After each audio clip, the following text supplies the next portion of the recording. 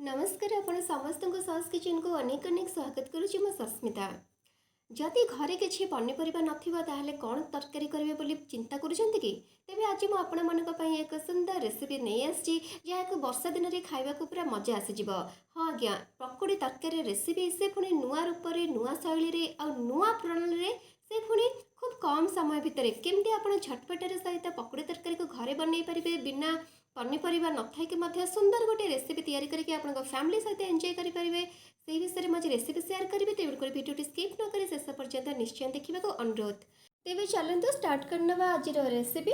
प्रथमे आम यही रेसिपी यही तरकारी गोटे मसलाटे प्रस्तुत करना से ग्राइंडिंग जार रे गोटे इंच अदा 10 ରୁ 15ଟି रसुण कोला 2टी सुखिला लंका एठार काश्मीर लंका नहीं हाफ टी स्पून जीरा एवं पियाज गोटे सहित टमाटो 2टा पकईकि आम बढ़िया से गोटे ग्राइंडिंग करदे। एवं आमर स्मूथ पेस्ट गोटे तैयारी हो गला साइड रे रखा।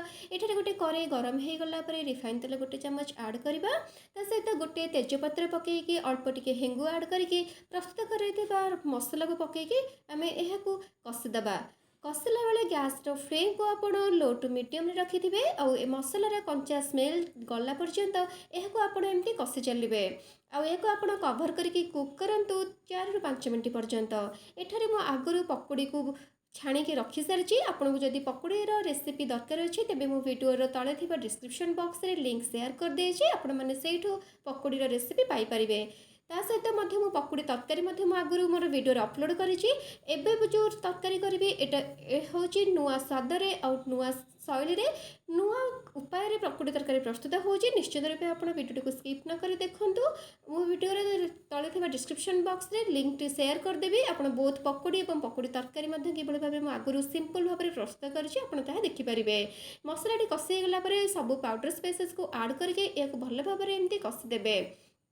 हलदी गुंड गोटे चमच, लंका गुंड गोटे चमच, धनिया पाउडर गोटे चमच एवं स्वाद अनुसार लुण पकईकि मसला को बहुत भल भाव में कषिची। आ कषिला बेले गैस फ्लेम को लो रे रखिकी आप कषिबे। देखिपे मसला बहुत भल भाव में कषि हो आसला और मसला टिके तलू लगुच। मसला पोड़ी न जावाई आप हल्का भाव में टिके मसला पानी टिके व्यवहार करूँ। मसला पानी देकी आउ 4 ରୁ 5 मिनट पर्यंत एमती लो फ्लेम रे भल भाव में एमती टिके कषिदेवे। मसला को यही भाव में कषापी आप गैस फ्लेम को लो रे रखिकी टिके कभर करके 2 ରୁ 3 मिनट पर्यंत आउ थे कषिदेवे। कभर खोली सारा एठारे आम 2टी सिझा आलू टिके आड करदे यही मसला सहित। तो मुझे आगुरी आलू को सिझेक रखी एमती 2टा मीडियम साइज आलू जहाँ को मुझे न काटिके छुरी रे एमती हाथ में खंड खंड करके पकेबी। एमती खंड खंड पकेबा द्वारा टिके भल फ्लेवर आसे और खाइबा को बहुत भल लगे। यही सिझा आलू को आम मसला बहुत भल भाव में एमती कषिदेवा।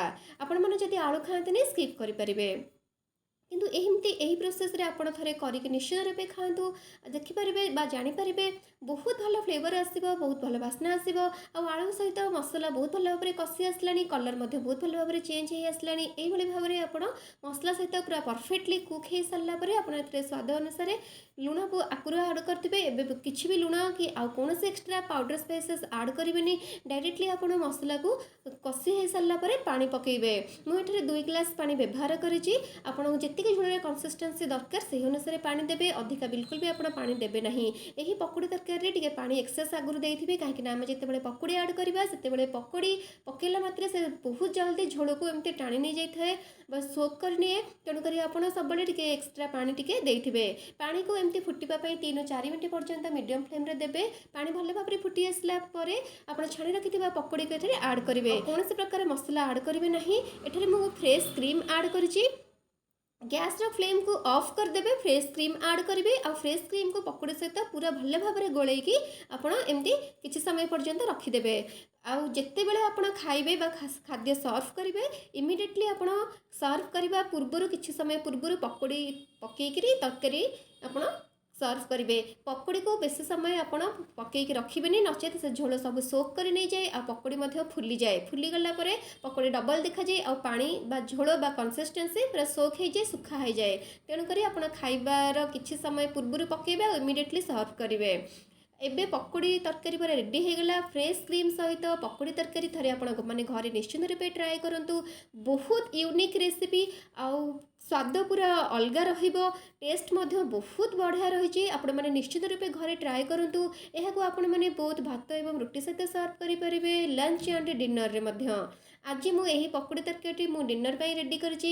ଏବେ ବର୍ତ୍ତମାନ ଡିନର ମୋର ରେଡ଼ି ହେଇସାରିଲାଣି। ଆପଣମାନେ ବି ଯଦି ଚାହୁଁଛନ୍ତି ମୋ ଭଳି ଡିନରରେ ଏମିତି ରେସିପି ରେଡ଼ି କରିବା ପାଇଁ, ତେବେ ମଧ୍ୟ ଆପଣମାନେ ନିଶ୍ଚିତ ରୂପେ ଆଜି ଡିନରରେ ପକୁଡ଼ି ତରକାରୀ ସହିତ ରୁଟିକୁ ଖାଇକରି ଆପଣଙ୍କର ଫ୍ୟାମିଲି ସହିତ ଏନ୍ଜୟ କରନ୍ତୁ, ଆଉ ମୋ ସହିତ ଆପଣଙ୍କର ଏକ୍ସପିରିଏନ୍ସ ସେୟାର କରନ୍ତୁ। ଆଶା କରିବି କି ଆଜିର ରେସିପିଟି ଆପଣମାନଙ୍କୁ ବହୁତ ଭଲ ଲାଗିଥିବ। ଆଉ ଯଦି ଭଲ ଲାଗିବ ତେବେ ଲାଇକ୍ କରିବାକୁ ଜମାରୁ ଭୁଲିବେ ନାହିଁ। ଏହିଭଳି ଭାବରେ ମୋର ଆଗକୁ ଆସୁଥିବା ନୂଆ ନୂଆ ଭିଡ଼ିଓର ନୋଟିଫିକେସନ୍ ପାଇବା ପାଇଁ ସବସ୍କ୍ରାଇବ୍ କଲା ପରେ ପାଖରେ ଥିବା ବେଲ୍ ବଟନ୍ର ଅଲ୍ରେ କ୍ଲିକ୍ କରିଦେବେ, ଯାହାଦ୍ୱାରା କି ମୁଁ ଅପଲୋଡ଼ କରୁଥିବା ସବୁ ଭିଡ଼ିଓ ନୋଟିଫିକେସନ୍ ସର୍ବପ୍ରଥମେ ଆପଣଙ୍କୁ ମିଳିପାରିବ। ପୁଣି ଦେଖା ହେବ ଆଉ ଏକ ନୂଆ ରେସିପି ସହିତ। ସେ ପର୍ଯ୍ୟନ୍ତ ରହିଲି, ନମସ୍କାର, ଜୟ ଜଗନ୍ନାଥ।